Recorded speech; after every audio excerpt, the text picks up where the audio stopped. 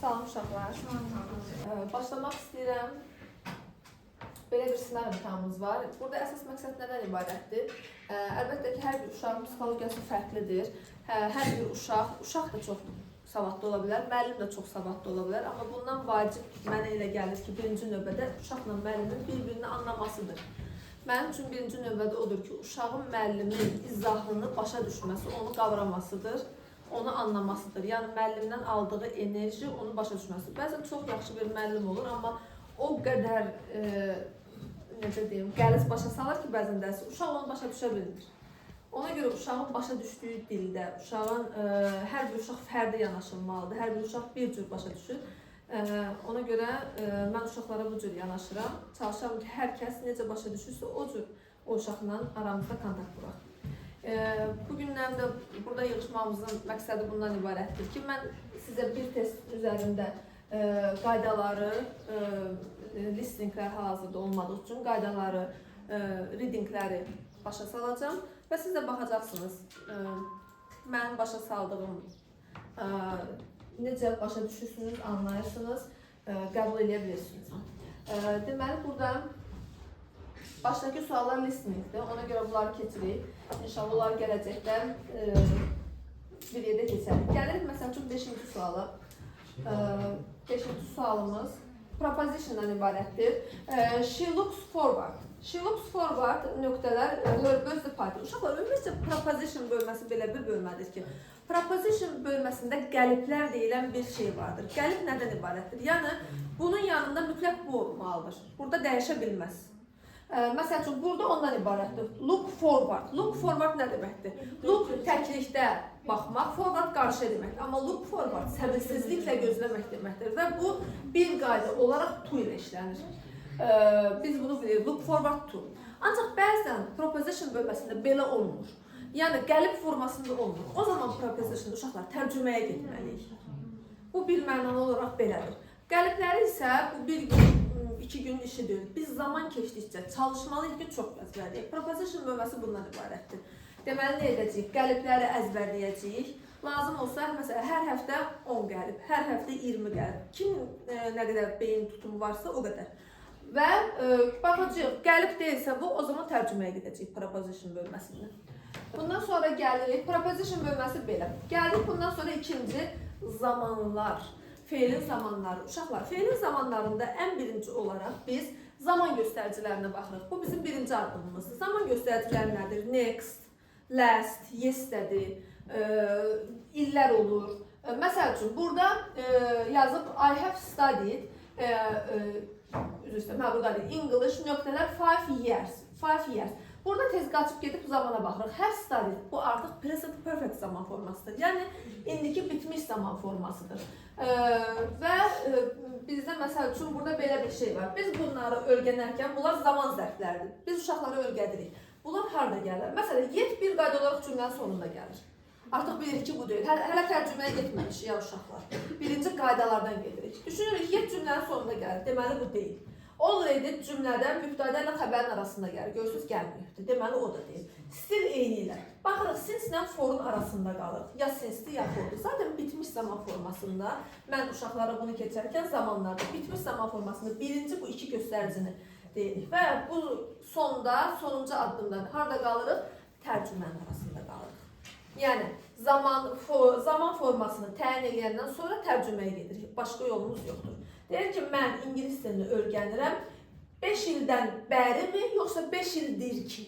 5 ildir. Bəli, deməli hansı olacaq? D variantı, for. Çünki since bəri deməkdir. Bu zaman tərcüməyə gedir. Və yaxud burada, gəldik bura, baxırıq. Yenə də bitmiş zaman formasıdır. Görürsünüz, have lived. Yenə də present perfectdir. İndi baxırıq, bayaq sizə dediyim kimi uşaqlar, yet cümlənin arasında olmalıdır, sonunda, deməli yet deyil. Already harada olmalıdır? Afərin, deməli deyil. Just da yenə onun kimi. Harada qalırıq? For-dan since-də. İndi baxırıq, sizcə 2010-dan bəri mi olacaq, yoxsa 2010 ki? Bəli. Bax, bu qədər sadə. Sadəcə olaraq hər dəfə zamanları keçdikcə bunları sıra yazırıq. Hər zamankini öz vaxtında yazırıq ki, beynimizdə qatışmasınlar. Və zamanlar da bilirsiniz, ingiliscəsində 12 zaman forması vardır. Onların sizə lazım olanı əsas 9-udur ki, öyrənirsiniz və hamısını əlbəttə ki, birdən yox, bir dərsdə ən maksimum 2 zaman forması öyrənmək lazımdır ki, imtahanlarda 2 ya 3 sual bundan olur. 10-cu sinifdə də 9-cu sinifdə də. Keçdik növbəti sualımız uşaqlar. Biraz mən aşağı yendirək. 8-ci sual. 8-ci sualda bizim tələbələrin ən yaralı yeri söz. Söz bazası. Uşaqlar, hər zaman deyirəm, İngilis dilini, Rus dilini fərqi yoxdur. Dil öyrənmək üçün bizim birinci addımımız sözdür. Hər dərs uşaqlara 2 səhifədən az olmayaraq söz veriləcək. Sözü öyrənəndən sonra artıq qrammatikaya gedəcəksiniz. Çünki sözü bilməsəniz, nə qrammatikanı oturtura bilməzsiniz, nə esseni, nə readingi, nə writingi. Hətta deyirlər, gələcəkdə speaking salacaqlar, çox güman gələndir. Nə də speaking? Söz. Birinci addımımız söz əzbərləmək olacaq. Yəni də baxırıq, sadəcə olaraq cümləyə uyğun olaraq sözü qoymalıyıq. The real of nöqtələr city is in its all street. And yox, ofdur. Deyir ki, şəhərin, küçələrinin həqiqi nəyi ola bilər sizcə burada? Gözəlliyi, bəli, beauty'si. Küçələrin sadəcə olaraq sözləri bilmək. İnciyur, yaralanmaq. Burada ola bilməz. Ondan sonra pil doğramaqdır. Lecture tamamilə başqa şeydir. Burada sadəcə olaraq söz bazamızı gücləndirməliyik ki, yenə deyirəm, hər dərs uşaqlara 2 səhifədən az olmayaraq sözlər verilir. Yeni dərsdə sözlərlə başlanılır, soruşulmağından sonra davamında yeni dərslər gəlir. Yenə də sözlərdir. Məsəl üçün, xor deməkdir. Whale, kim deyə bilər uşaqlar, nə deməkdir? Bəli, böyük dəniz heyvanıdır. Trek nə deməkdir uşaqlar? Bəli, iz. Hətta ona bəzən pəz də deyirlər. Pəz nədir? Cığır. İnsanların getdiyi yol. Bəzən olur, otluqlarda, parklarda falan cığır. Ensiz yol. Bəli, onu da deyə bilirik. Gəldik sinonimlərə. Görün uşaqlar, sözlərlə bağlı neçə. Bax, antonim, sinonim. Antonim 1 sual verirlər. Sinonim 2 sual verirlər. Hamısı söz bazasıdır. Eyni ilə söz yerləşdirmə 3 dənə. Definition 4. Görün sözlə bağlı nə qədər sual verirlər. Ona görə uşaqlar söz əzbərləməliyik. Gəldik bura sinonimlər. Yenə də söz bilməliyik. Sustain, dive. Dive harasa bir yerə dənizə baş vurmaqdır. Sustain nəysə təmin eləməkdir. Hunt ovlamaqdır. Düzgəndir. Fold qatlamaqdır. Deməli bunlar sinonimdir. Coach bilirsiniz də coachdur, müəllim öyrədən. Juggle tamamilə başqa bir şeydir. Nəysə belə qaçmaq, tutmaq belə bir şey. Haya gizlənmək, fidyə dizdirmək bu da ola bilməz. Və gəldik sonuncuya. Last continue. Last uşaqlar. Last sözü tuğsuz olanda olur sonuncu. Ancaq tu ilə işlənərkən, yəni feil olaraq davam eləmək mənasına gəlir. Continue də əlbəttə ki, davam edir. Ona görə variantımız D variantı olaraq qalır. Gəldik burada regular, irregular. Uşaqlar, bu hər kəsin başını qatışdıran bir mövzudur. Çünki tez o dəqiqə qatışırıq. Hansıdır, idini mi soruşur, yoxsa kökündən dəyişənlər mi soruşur? Mən evdə də hazırlıqda uşaqlarımı bunları verirləmişəm. Ağıllı feillər, ağılsız feillər deyərək bunları cərgələndirirəm ki, onların yadında qalsın. Deyirəm, bunlar ağıllıdırlar. Sakitcəni, eydini götürürlər, otururlar, regular. Amma irregular deyirəm, biraz dəli feillərdirlər. Yəni, biri belə düzəlir, biri elə düzəlir, biri özünü belə aparır, biri... Elə deyən uşaqların yadında qalır, artıq bilir. Çünki çox vaxt uşaqlar mənə deyir ki, regular müəllimə hansı idi, idililər, yoxsa kökündən dəyişənlər. Yəni, hər bir şeyi beləcə beynimizdə otuzdurmalıyıq, variantlar tapmalıyıq. Bunu necə eləyim ki, bu mənim yadımda qalsın? Başa düşürsünüz uşaqlar, hər məsələn, yoldan istifadə etməliyik. Gəldik bizdən ağıllı feillər, yəni regular feillər, böyükləri soruşur. Baxırıq, draw. Draw kökündən dəyişir, drew. Ondan sonra dive. Bəli, regulardır, id qəbul edir. Hətta sonu eynən bitdiyinə görə yalnız d qəbul edir. Bite. Kökündən dəyişir, beat. Və attack yenə də regulardır, id qəbul edir. Burada da artıq saymayacağım, bildik ki, hansılardır. Sonra gəldik buraya. İndi irregularlar soruşur, tərsini olanlar. Məsəl üçün, baxırıq, try regulardır, id qəbul edir və bilirsiniz, id qəbul edərkən sondakı y hərfi i-yə çevrilir, i, ed olur.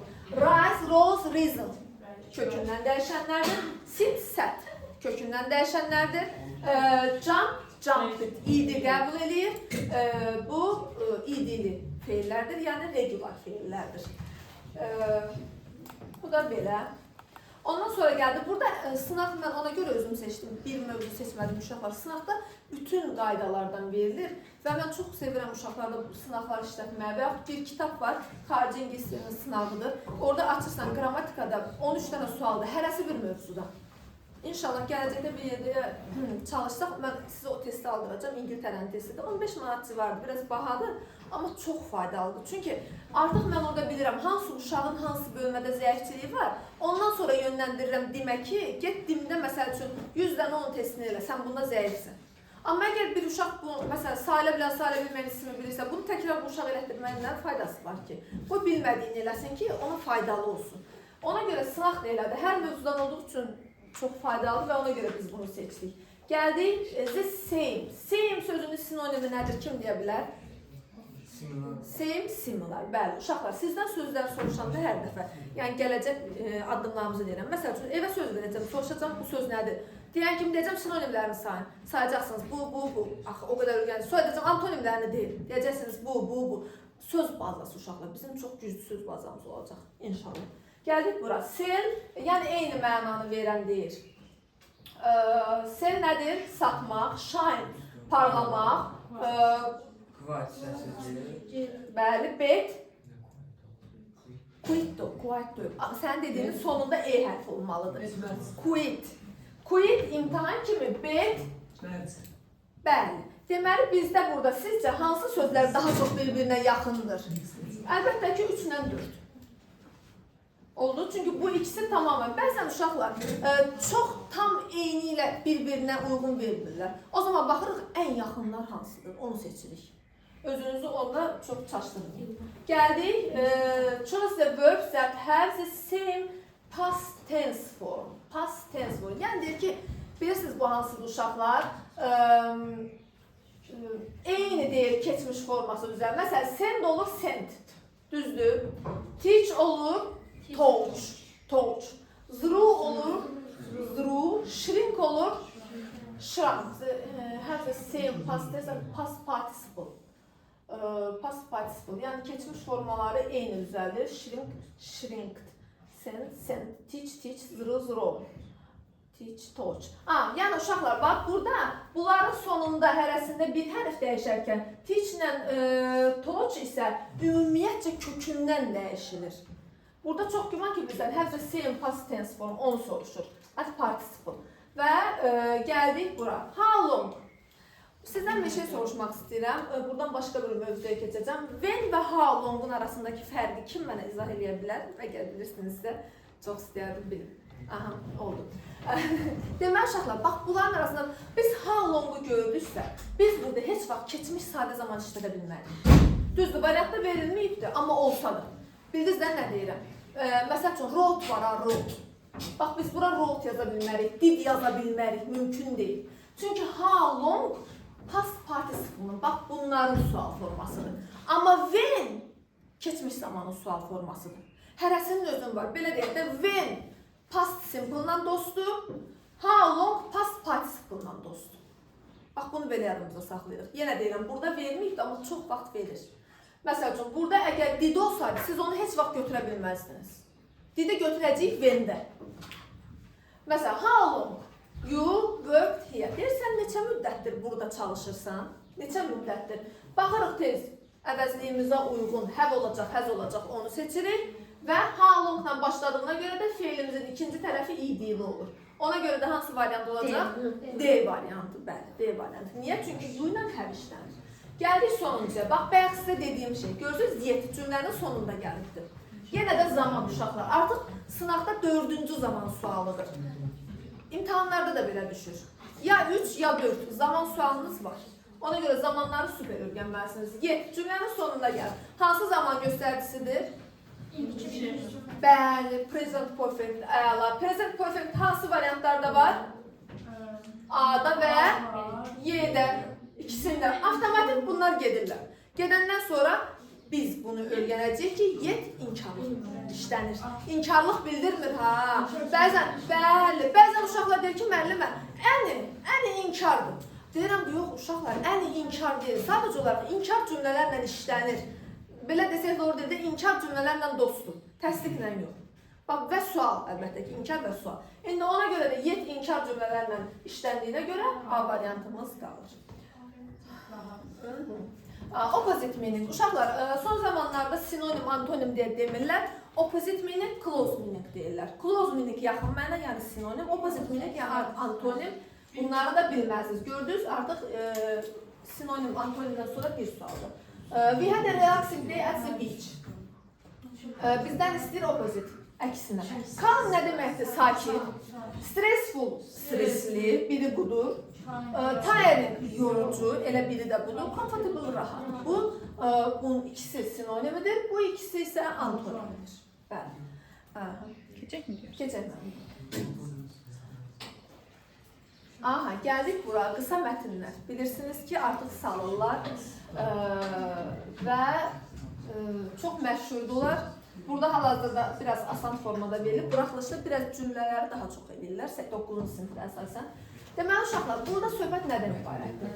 Burada adətən birinci cümlədə sizə ipucu verir ki, nədən gedir söhbət. Yəni, cavabı çox vaxt birinci cümlədə tapa bilirsiniz. Amma bu hər zaman belə olur deyə bir şey deyil.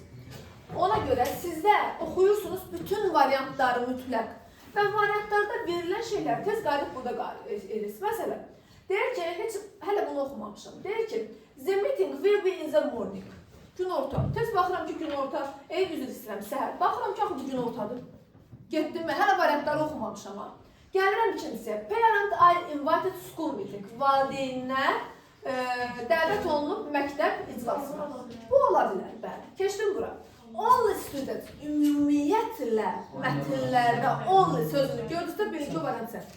Fərqi yoxdur, canlıya cansız qoyub. Only. Bu daraldır. Deməli, bu deyil.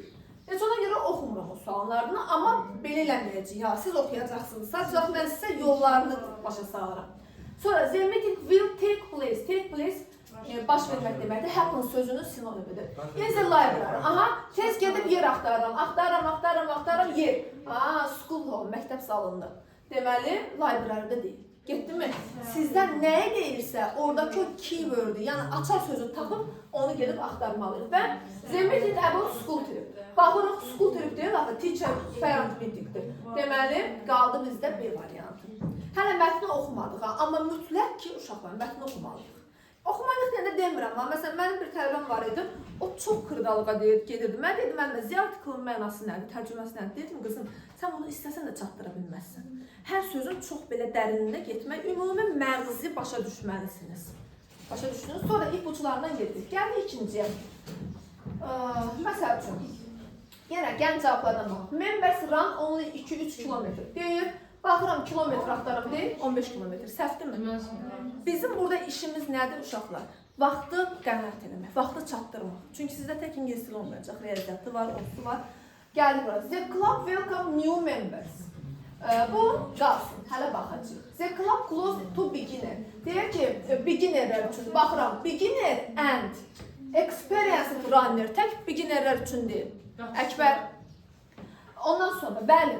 Sonra, the club is only. Only sözünü gördünüz. Deməli, bu səhv variantı. The club is not near. Deyək ki, yaxın deyil neighborhood-a. Baxıram, neighborhood sözünü axtarıram burada. Baxıram, is near. Gördünüz. Amma burada deyil, not near. Deməli, bu variantda. Avtomatik qaldı C variantı. Yenə deyirəm, uşaqlar. Mən hələ, məsələn, biz müəllimlərin imtahanında bizə belə öyrədirlər. İpuçları ilə tapmaq, vaxtda çox qənaət edir. Amma mütləq ki, nəzər yetirməlisiniz. Gəldik bura. Belə mətnlərdə uşaqlar, mənim tələbələrim adətən nədə səhv edir? Bilmirlər kim yazıb, kimə yazıb. Cümlənin başında gələnə yazılır, yazan da sonda adını yazır. Biz də eləyək, uşaqlar, məktub yazıram, altda adımı yazıram. İzahat yazıram, altda adımı yazıram. Ərizə yazıram, altda adımı yazıram. Bax elə, çox sadə yadınızda saxlayın. Altda olan yazandır. Bu isə yazılandır. Bu qədər sadə. Məsəl üçün, burada artıq congratulate, təbrik eləmək, invite, dəvət, complain, şikayət, feillərə baxırıq. Give, vermək, ask, soruşmaq. Məsəl üçün, sən Q ilə başlayır. Sən Q ilə başlayırsa, complain ola bilməz, şikayət. Düzdürmü? Güllər üçün təşəkkür, bəli. Güllər üçün təşəkkür edir, sevgilərini bildirir. Təbrik eləyir. Xeyr. Şikayət eləyir, xeyr. Dəvət eləyir, eləmir. Nəsə soruşur, aspor. Heç nə soruşmur. Gel, bax, Alice, gel, Sofya, birthday flower. Sofyaya gül göndərir. Bəli. Bəli, Alice. Amma burada hamısı Sofya ilə başlayırdı. Düz ola bilər. Məsələn, Sofya Alice'ə təşəkkür edə bilərdi. Amma verməyib elə variant. Ona görə avtomatik Alice Sofyaya birthday flowerləri verir. Bu qədər sadə. Eyni ilə uşaqlar gəldik artıq readingimizə. Readinglərdə, hətta listeninglərdə, məsələn, listeninglər haqqında sizə bir şey demək istəyirəm. Listeninglərdə, listening qoyan kimi uşaqlar düşürlər stresi. Bəlkə də eşidir hamısını, yaza bilmir. Ələ ayağına dolanır. Uşaqlar, listeninglərdə, bax, buçqanı qoyursunuz belə, bütün diqqətinizlə qulaq asırsınız ora. Özünüzü itirməyin, qorxmayın. Diqqətlə qulaq asanda zaten hamısını eşidirsiniz. Sonra variantlara baxanda onsuz da hamısını görürsünüz. Və mənim öz tələbələrimə məsləhətim odur ki, onlar listeningi qoşana qədər alırsınız kitabçanı əlinizə, orada keywordləri, açar sözləri yumruluyursunuz. Sizdə bu sualda nədən soruşur? Məsəl üçün, Sofyanın anasını soruşur. Saat, Sofya neçədə gedir? Saatı yumruluyursunuz. Ondan sonra Sofya hansı evdədir? Neçənci mərtəbədədir? Neçəncini yumruluyursunuz. Onları edirsiniz, sonra uçqan qoyursunuz yerə, sadəcə olaraq pürü diqqət qulaq asırsınız. Bunu eləyib, hamısını düz yazmayan uşaq görməmişəm. Mənim tələbələrim yazırlar bu variantlar. İnanıram ki, siz eləyəcəksiniz. Və bunu da imtihana qədər biz sizə o qədər məşq edirik ki, artıq siz həqiqətən də gedirsiniz və yazırsınız. Yəni. Gəldik bura. Hətta bəzən o qədər sadə salırlar ki, tapırsan avtomatik baxan kimi. Gəldik bura. Burada yenə də uşaqlar. Çox diqqətlə baxsanız, zaten cavablardan tapa biləcəksiniz. Amma yenə də mətnə baxmalıyıq. Məsəl üçün, mainly. Kim bunu mənə deyə bilər? Məsəl üçün, mainly. Yox. Mainly. Əsasən. Yəni ki, əsasən mətn nədən danışır? Başlıca olaraq mətn nədən danışır? Uşaqlar, bunun cavabı, bax, birinci ilə ikinci cümlədə gizlənir. Bəzən də üçüncü cümləyə salırlar. Bunun başqa yolu yoxdur. Statement deyəndə option mətni soruşur. Amma mainly deyəndə başdan sizdən birinci, ikinci cümləyə soruşur.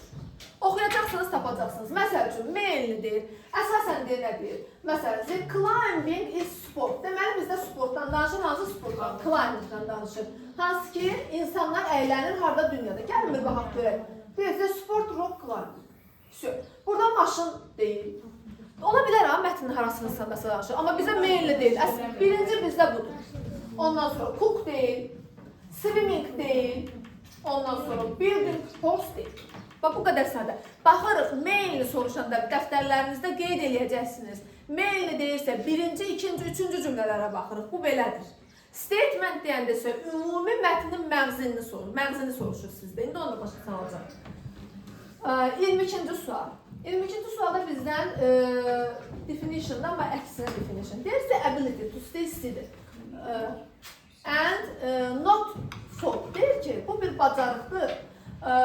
Qalırsan taraz. Bəli, yəni belə də taraz qalırsan. Uşaqlar, bu bizdə hansı ola bilər ki? Çox balans. Bəli, balans. Bu bizdə balans ola bilər. Gəldik sonra bura. What to begin usually do first in the climb. Sizcə, dağa dırmananlar birinci necə başlamalıdır? Əslində, bu məsəl üçün çox asan bir sualdır. Heç mətni oxumasam da taparım. Amma üç variant arasında qalsın. Uşaqlar, mütləq mətnə qayıtmalısınız. Mütləq. Məsəl üçün, cliff highest mountain. Sizcə, təzə başlayanlar highest mountain dırmanmalıdır? Xeyr, bu gedir. Avtomatik highest sözünə. Without equipment. Yəni, alətlərsiz ola bilməz. Run long distance. Uzun məsafə qalır. Xeyr, tez yorulacaq. Buy all the shoes. Bəli, məsələn, sumo, start on the sumo. Bir dənə aşağı düşürdüm mən. Yuxarı belə. Xırda divarlardan. Gəlirəm, yenə deyirəm, mən sizə bunu bu cür öyrədirəm vaxta qənaət üçün. Amma bu o demək deyil ki, siz onu qayıdıb mətndə dəqiqləşdirməməlisiniz. Elə bir şey yoxdur. Məsəl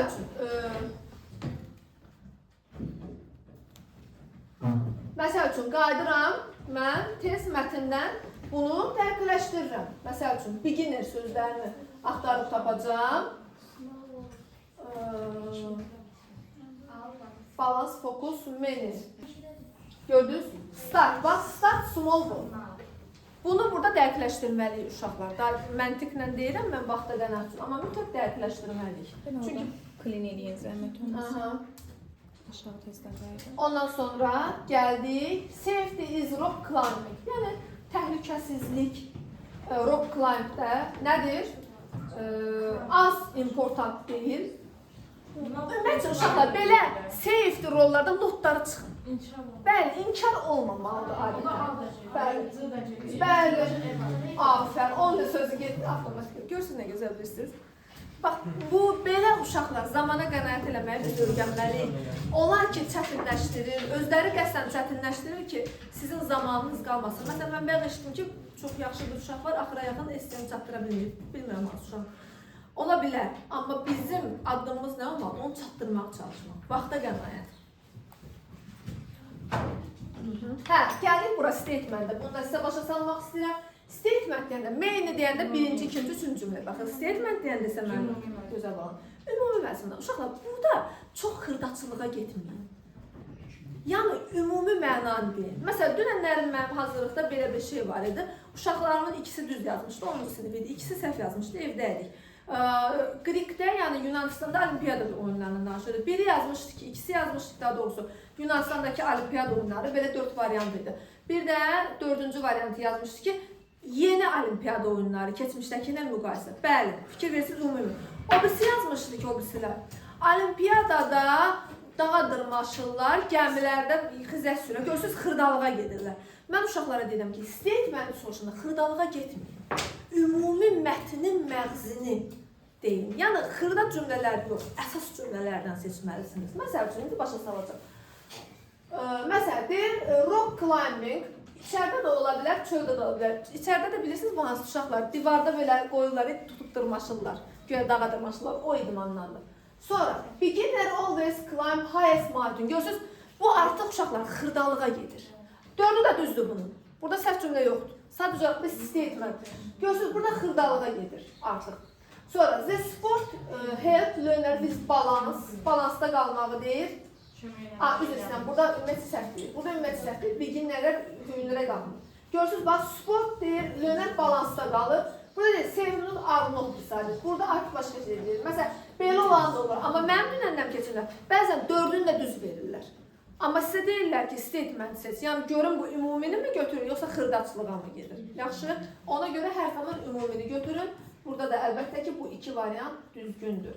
Və gəldik esseyə. Essedə uşaqlar ümumiyyətcə sizə qısa bir məlumat verəcəm. Cümlələr bilirsiniz, esselərdə 3 hissədən ibarət olur. İngiliscə deməyəcəm ki, hamımız bilək, başa düşək. Giriş, əsas və conclusion, yəni nəticə. Burada, yəni topic, main, conclusion. Onu belə də deyək, İngiliscəmizdə olsun. Burada söhbət nədən gedir? Birdən-birə biz mətnə giriş edə bilmərik. Elə birdən-birə deməliyik ki, uşaq əlində xizəkləri götdü, getdi. Burada bizə heç kim heç bir val verməyəcək. Məsələn, hava haqqında məlumat verin və bir də ən əsas esseləri çalışın keçmiş zamanda yazın. Bu sizi həm düzgün yol aparacaq, çalışmayacaqsınız. Həm də keçmişdən danışır da, bu dəqiqə hal-hazırda olmayı bax, başa düşürsünüz. Bunun üçün nə eləməlisiniz? Feillərin keçmiş zamanı əzbərləməlisiniz. Dayanmadan oxumalısınız və öyrənməlisiniz. Zaten çox deyirlər və mən elə gəlir ki, çoxunuz bilirsiniz artıq. Sadəcə super əla etməli. Bəli, günəşli bir yaz səhəri idi. Qarlı bir qış günü idi. Hava belə-belə idi. Ondan sonra yavaş-yavaş topikdə yox, ikinci abzasda, əsasda artıq başlayırıq. Bax, görürsən, onlar 3 yerə bölüblər. Artıq başlayırıq oğlandan danışmağa, məsəl üçün hadisələrdən danışmağa, sonda isə nəticəmizdən danışırıq. Hətta mən məsləhət görürəm uşaqlara ki, ən sonda bir cümlədə olsa öz fikrini yaxşı bir şeydə, yəni essemizi bağlayaq. Onları inşallah gələcəkdə yazanda sizə o qədər çox yazdıracağım ki, artıq esse deyəndə esse sizdən sorulacaq. Bu qədər uşaqlar, gəldiniz, izlədiniz, çox sağ olun, təşəkkür edirəm. Bizim əsas məqsədimiz odur ki, sizi irəliyə aparaq, gələcək nəslinizi, gələcək yararlı uşaqlar, savadlı uşaqlar inşa edək, yetişdirək. Səhvlərinizdən qorxmayın, səhvlər olur. Hətta mən deyərdim ki, insan testlərdə, sınaqlara gedir. Çox gedin sınaqlara. Hər həftə olmasa da ayda 2 dəfə sınağa gedin. Oradakı səhvlərinizdən öyrənəcəksiniz. Düzlərinizi zaten yazırsınız, bu düzdür. Ancaq səhvlərinizdən yadınızda saxlayacaqsınız və səhvlərinizdən artıq bir də eləməyəcəksiniz. Çoxlu negotiation, müzakirə ediləcək, çoxlu deyəcəyik, təkrar lazım olacaq, təkrar. Bəzən olur ki, ester yazırıq, baxıram, yoxlayıram, xoşlamırıq, deyirəm, tullamam. Tulluyur, yorulur, bir də, amma bəzən sonda gətirir həvsi. Budur. Yəni, güclü olmalısınız, oxumalısınız. Çətin bir periyoddur, valla 1-2-3 il. O üniversitetə ki girirsiniz, o gözəl həyata ki atılırsınız. Onda deyirsiniz ki, kaş biraz da oxuyardım, biraz da çox bal yığardım. Valla həqiqətən heyr olur, biraz da çox bal yığardım. Ona görə hamınıza uğurlar arzulayıram. Hamınız çox yaxşı, gözəl, gələcək parlaq uşaqlarsınız. Biraz əziyyət çəkəsiniz. Sonra hər şey gözəl olacaq. Oldu.